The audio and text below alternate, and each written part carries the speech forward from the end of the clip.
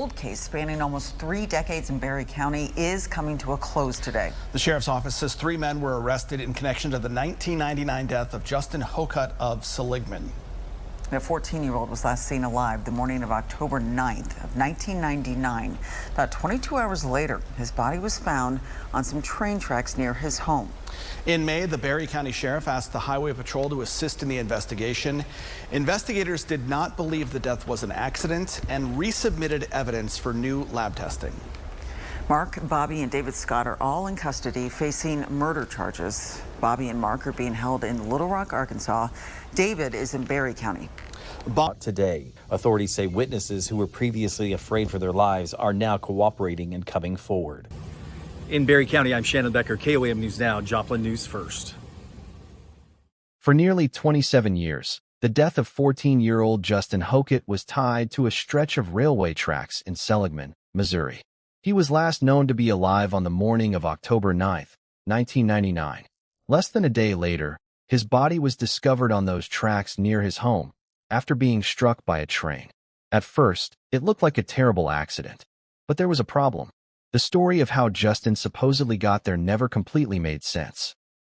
Why would a 14-year-old boy walking home take that particular route?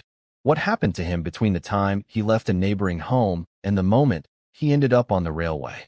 And perhaps most importantly, was Justin still alive when he reached those tracks? For years, those questions remained unanswered. Then, nearly 3 decades later, investigators reopened the case. Old interviews were examined again. Evidence was sent for additional laboratory testing. Witnesses were interviewed again, including people who investigators believed might have known more than they originally admitted. And in July 2026, the case took a dramatic turn. 3 brothers, Mark Wesley Scott, Bobby Ray Scott, and David Ray Scott, were arrested and charged with Justin's murder. But investigators didn't say one miraculous DNA discovery suddenly solved a 27-year-old mystery. Instead, they described something much more complicated. A case rebuilt piece by piece from fragments that had survived for nearly 3 decades. And at the center of all of it was the same question that had haunted Justin's family since 1999. What really happened to Justin Hocutt before he reached those railway tracks? Before we go deeper into Justin's story, subscribe to Crime Vault. Here, we follow cold cases where forgotten evidence, renewed investigations, and witnesses who finally come forward can change everything. Because sometimes, the biggest breakthrough isn't one piece of evidence. Sometimes, it's what happens when investigators finally put years of scattered information together. Before Justin became the center of a nearly 27-year murder investigation, he was simply a 14-year-old boy trying to grow up. His aunt, Tammy Tolbert, remembered him as a young boy who loved animals, rode his bicycle, went to the movies, spent time with friends, and collected baseball cards. Those details may sound ordinary, but that is exactly what makes them important. Justin's life wasn't defined by the railway tracks where he died. It was defined by the things he enjoyed, the people who knew him, and the future he never got to experience. His family kept his photographs, belongings, and baseball cards, small reminders of a boy who should have continued growing older. For several years, Justin had lived with relatives in Pea Ridge, Arkansas. Eventually, he moved to Seligman, Missouri, where his father and grandparents lived. He had not been there for very long. He was attending Southwest School, becoming familiar with his surroundings, and making friends in the neighborhood. According to the information later included in the investigation, Justin was also seeing a teenage girl who lived next door. And that neighboring home would become critically important to the case. Because on the morning Justin disappeared, he wasn't at his own house. He was there. Sometime between approximately 4 and 5 in the morning, according to the probable cause statement filed decades later, someone inside the house discovered Justin and the girl together. What happened after that would eventually become the heart of the investigation. But in 1999, the story investigators initially heard was much simpler. Justin had supposedly been awakened. He was told to leave. He put on his shoes. Then he walked away. That was supposedly the last time anyone saw him alive. But if that account was accurate, Justin should have been heading back toward his father and grandparents' home. He never got there. Approximately 22 hours later, his body was discovered on the railway tracks. And that's where the first major question emerged. Why were the tracks involved at all? Justin's body was found on the railway near his home after being struck by a train. The impact had severely disturbed the scene. That created an immediate problem for investigators. Some injuries could have resulted from the train itself.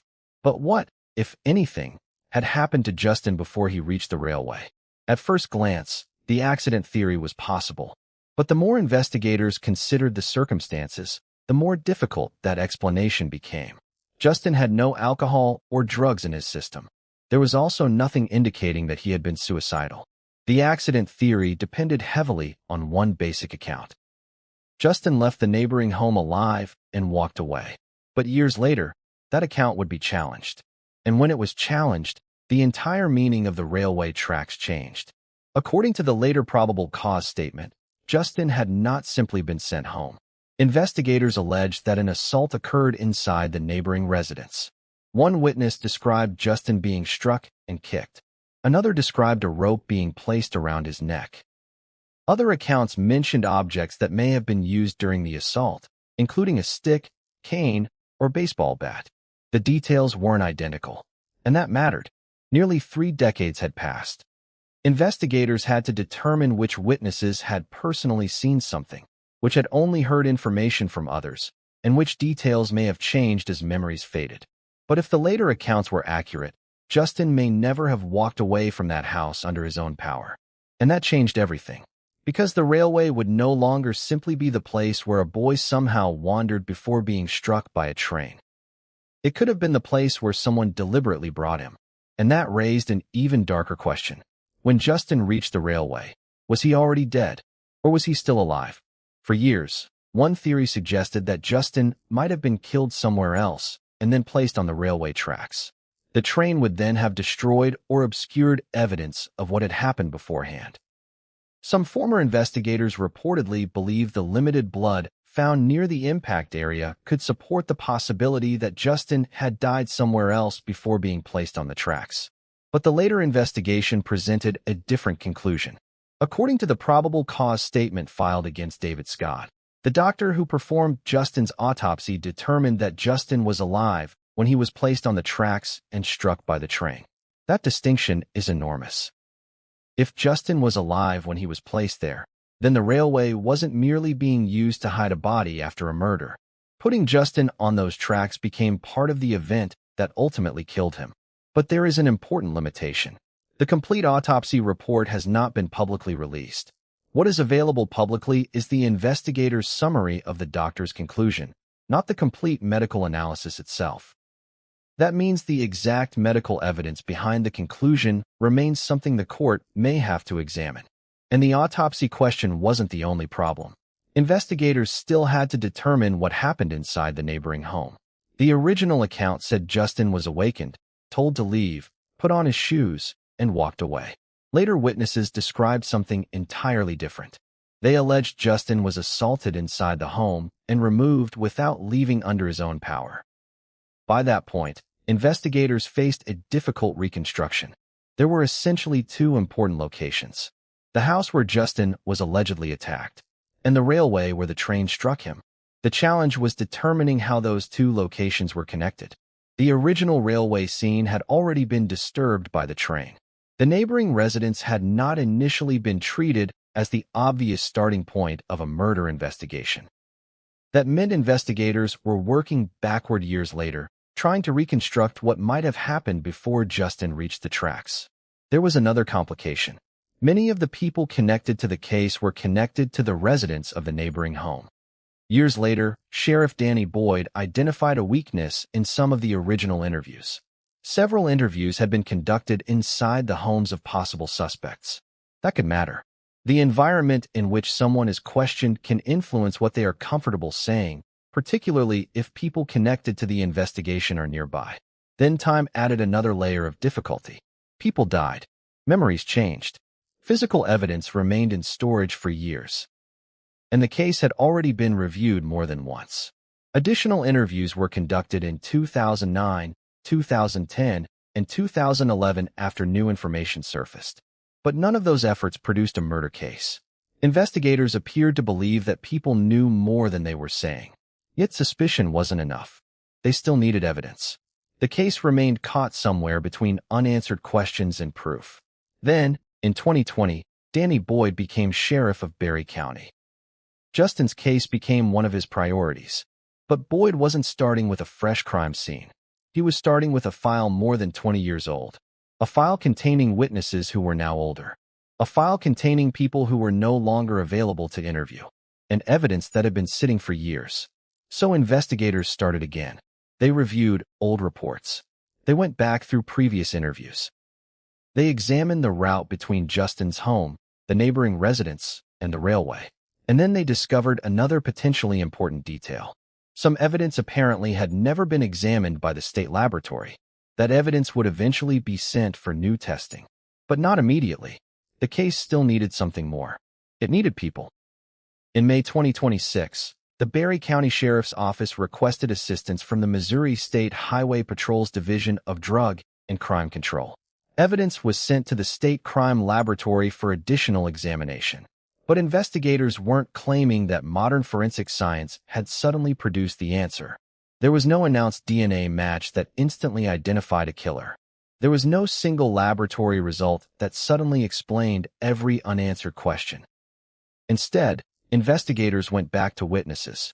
The Missouri State Highway Patrol reported that investigators were following credible leads, and they appealed to anyone who might still know something about Justin's final hours. Sergeant Bradley German said investigators believed people still possessed important information. Between February and May 2026, investigators conducted another round of interviews. Then they compared those statements with interviews taken back in 1999. And slowly, something started to change. Not because one person suddenly confessed, not because investigators discovered a perfect forensic fingerprint, and not because one piece of DNA solved the mystery. Instead, details scattered across decades of interviews began to overlap. For the first time, investigators believed they could begin constructing a sequence of events. And that sequence led directly back to the house where Justin was last known to be alive. The renewed investigation didn't produce one flawless witness. It produced pieces. Some people said they had seen what happened inside the residence. Others said they had heard something.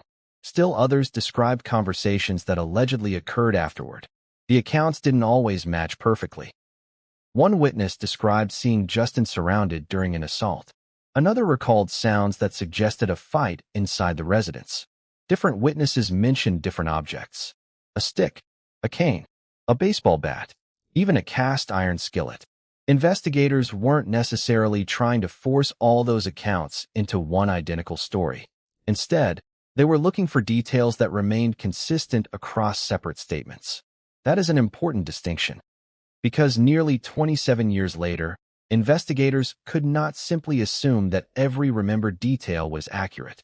They had to compare the accounts, look for overlap, and determine which elements were supported by more than one source. One particularly disturbing allegation concerned what happened after the assault.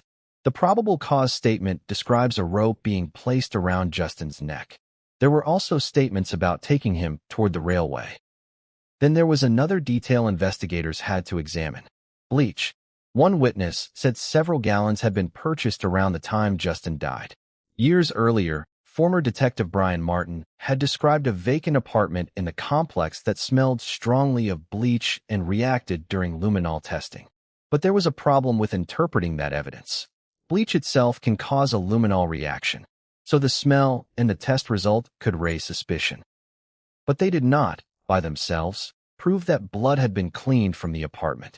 Investigators also collected statements about what people allegedly said after Justin's death. Some involved alleged admissions by members of the Scott family. Others concerned conversations between Harold Johnson and Brenda Scott. Again, investigators had to distinguish first-hand information from hearsay. That distinction could become extremely important in court. Former Detective Brian Martin was also revisited. According to the filing, Martin described what one witness had reported during the original investigation. That gave investigators another point of comparison. What had the witness said decades earlier? And how did that compare with what investigators were hearing nearly 27 years later? Slowly, the separate accounts began to point investigators toward the same basic sequence. Justin was confronted inside the residence. He was allegedly assaulted. He was badly injured, and he was then taken toward the railway. The witnesses did not agree on every object. They did not agree on every detail. But investigators believed enough of their accounts supported one another to take the case beyond simple suspicion. The original story had been that Justin walked away. The new theory was much different. Justin may have been taken, and if that was true, someone had to answer for how he ended up on those tracks. By the summer of 2026, investigators believed they had enough information to seek arrest warrants. 3 men were named: Mark Wesley Scott, Bobby Ray Scott, and David Ray Scott. All 3 were charged with first-degree murder. But there is an important distinction in the publicly available information. The allegations against David Scott are described in considerably more detail in the probable cause statement. Investigators accused David of taking part in the assault, beating, stomping, or striking Justin with an object. They also alleged that he helped coordinate moving Justin toward the railway once Justin became incapacitated or unresponsive. If prosecutors pursue that theory, they will have to establish what David allegedly did, what he knew, and how his actions contributed to Justin's death. The publicly available material is less specific about the individual conduct attributed to Mark and Bobby. Both faced the same charge. But being charged with the same offense does not automatically mean investigators allege that each person played exactly the same role. Those distinctions will matter, because an arrest is not a conviction. A probable cause statement establishes the basis for an arrest. It does not establish guilt beyond a reasonable doubt. That determination belongs to the court. In July 2026, Mark and Bobby Scott were arrested in Arkansas. David Scott was arrested in McDonald County, Missouri. He was later transferred to the Berry County Jail and booked on July 23 under a first-degree murder charge. For the first time in nearly 3 decades, the case that had once appeared to have stalled was moving toward a courtroom. But there was still one major obstacle. The state would have to prove what happened. For nearly 27 years, Justin's family had no courtroom answer. They had photographs. They had his belongings. They had school memories. They had the baseball cards he collected as a 14-year-old boy. But they didn't have an explanation for how he died. His aunts, Paul, Aaron, and Tammy Tolbert, kept his memory alive through years of silence. Over the years, they heard rumors. They received messages from people claiming to know what happened. But some accounts could not be verified. Others contradicted one another. And the years kept passing. 20 years. 25. Nearly 27. Justin remained 14 in their memories. He never got older. He never finished school. He never added another baseball card to his collection. He never had the opportunity to discover what his adult life might have looked like. Then, in July 2026, 3 men were arrested. For Justin's family, those arrests brought something they hadn't experienced since 1999. Movement. Not certainty. Not justice yet. But movement. Tammy Tolbert said the family had wondered whether anyone would ever be held accountable. Now, after almost 3 decades, the allegations were finally moving into a setting where evidence could be examined in court. And that is where the next chapter of Justin's story begins. The arrests are significant, but they don't answer every question.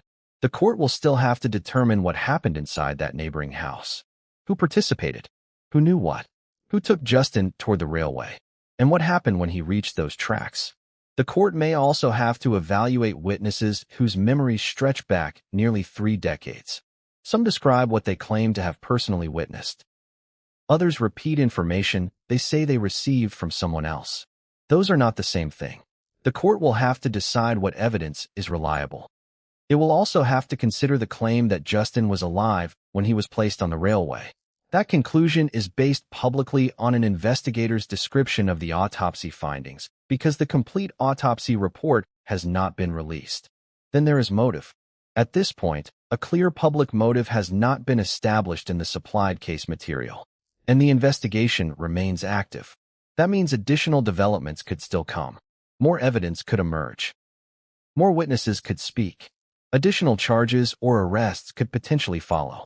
But for now, Mark Scott, Bobby Scott, and David Scott have been charged. They have not been convicted. The state still has to prove its allegations against each man beyond a reasonable doubt. And that is an important distinction, because after nearly 27 years, the goal isn't simply to identify people and make arrests. The goal is to establish what actually happened to Justin Hocutt. Justin was 14 years old when his life ended. His family never got to watch him grow into an adult. They never got to see where life would have taken him. For years, his death was associated with a railway and a devastating accident. But nearly 3 decades later, investigators say they believe the story was much darker. They believe Justin's final hours may have begun inside a neighboring home. They believe he may have been assaulted. They believe he may have been taken toward the railway. And they believe the evidence gathered across decades is now strong enough to place 3 men before the court on murder charges. But the court, not the headlines, not the investigation, and not public opinion, will ultimately determine guilt. For Justin's family, however, the arrest brought relief after nearly 27 years of uncertainty. They finally have the possibility of an answer. The charges cannot restore the life Justin lost. They cannot give his family back the years they spent waiting. And they cannot, by themselves, determine what happened. But they create something that didn't exist for most of the last 3 decades. A path toward a courtroom. A place where old testimony can be tested. Where evidence can be examined. Where contradictions can be challenged. And where, eventually, the question that has followed Justin's family since 1999 may finally receive an answer. What happened before Justin Hocutt reached those tracks? For nearly 27 years, that question remained buried in an old case file. Now, it is back in the hands of investigators and the courts. Justin Hocutt was 14. His family never got to watch him grow older. But after nearly 3 decades, they may finally have the opportunity to hear what happened to him. If you want more stories about cold cases where forgotten evidence, renewed investigations, and witnesses who finally speak can bring an old mystery back into the light, subscribe to Crime Vault. Because sometimes a case isn't truly over. Sometimes the answers are still waiting. And sometimes, after nearly 27 years, the investigation finally begins again.